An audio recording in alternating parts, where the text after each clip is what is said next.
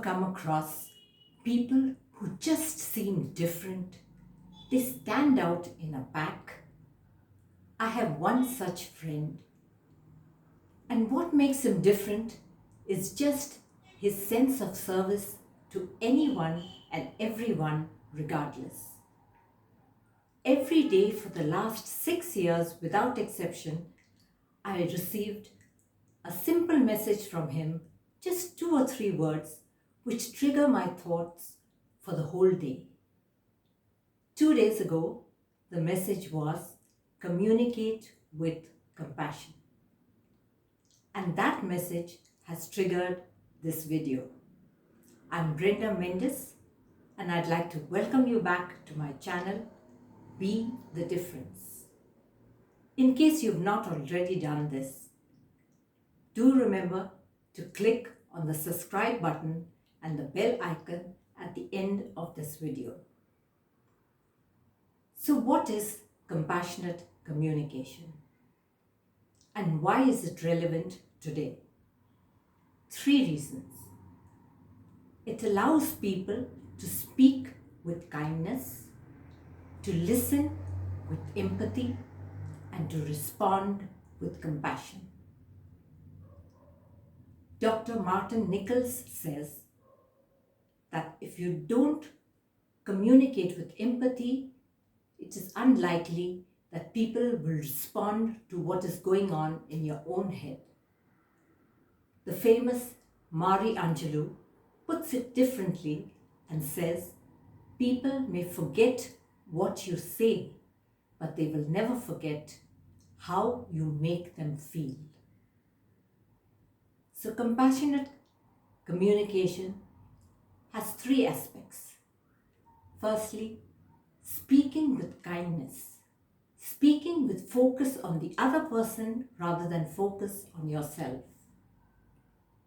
Speaking from a position not of authority, but a position of openness and willingness to listen.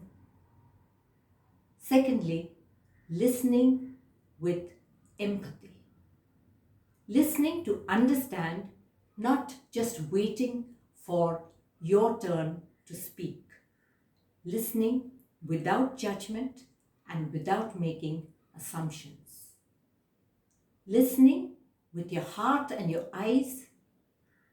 Listening with empathy. Pausing before you respond rather than rushing in to react.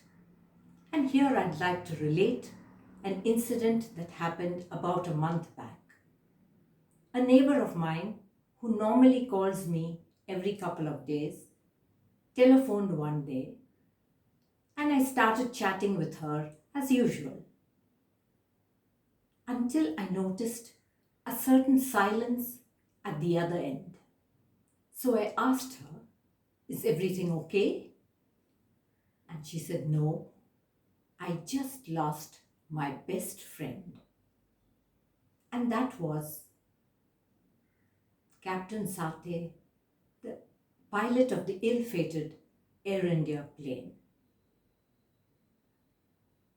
The third aspect of communication is compassion. Now, there is a difference between sympathy, empathy, and compassion. Sympathy says, "I feel for you," which means you're putting the other person down a bit. And it doesn't often make people feel good. Empathy, on the other hand, says, "I feel with you." And compassion goes one step further and says, "I understand how you feel and I'm willing to do something about it." And here I'd like to relate the classic case of Brian Chesky, the co-founder of Airbnb, and how he has related and engaged with his employees during this COVID-19 pandemic. I'm not here to talk about the controversy as to why he decided to go public, just to speak about his engagement with his employees and how he engaged with his employees with transparency, with compassion, and by communicating. He communicated through video call 7 times with his employees from the time the lockdown started until 7th May, when he finally said to them very sadly, "I love each one of you. We have been like a family. And today I have very sad news to say that 1900 of our family members will be leaving us shortly." And he actually broke down on camera. I'm saying this to you not just because I have read the case study, but because I actually watched him being interviewed by Simon Sinek, and he was speaking from his heart. He also was very transparent in his communication. He explained in detail why the company had to take this very severe step of laying off 1900 of their employees. He also said he will try to keep a one-to-one communication as far as possible with each of the employees being laid off. Brian went one step further to show compassion for those who were leaving. And he did this in many ways. The employees were given 3 months' salary, 6 months' health care, and allowed to keep their Apple computers. He also waived off the 1-year lock-in period of the ESOPs, which meant that every leaver was also going to remain as a stakeholder. Beyond that, he also spoke of certain measures which could help the employees to find new jobs. He set up a public website for job postings.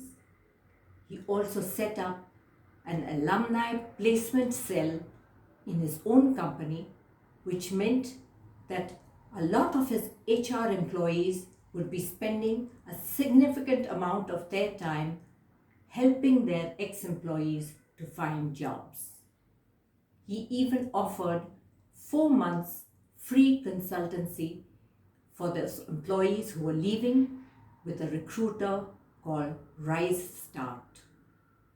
In all these ways, Brian Chesky has become a lesson for leadership. My friends, today, in these unprecedented times, compassionate communication is the dire need of the day, when people are going through various challenges, financial challenges, health issues, and even mental illness. So, I would say communicate with compassion. To sum it up in one sentence, communication without compassion today is not communication. It is brutality. If you were able to resonate with the message in this video, do remember to click on that subscribe button, the bell icon, and do leave a comment in that section.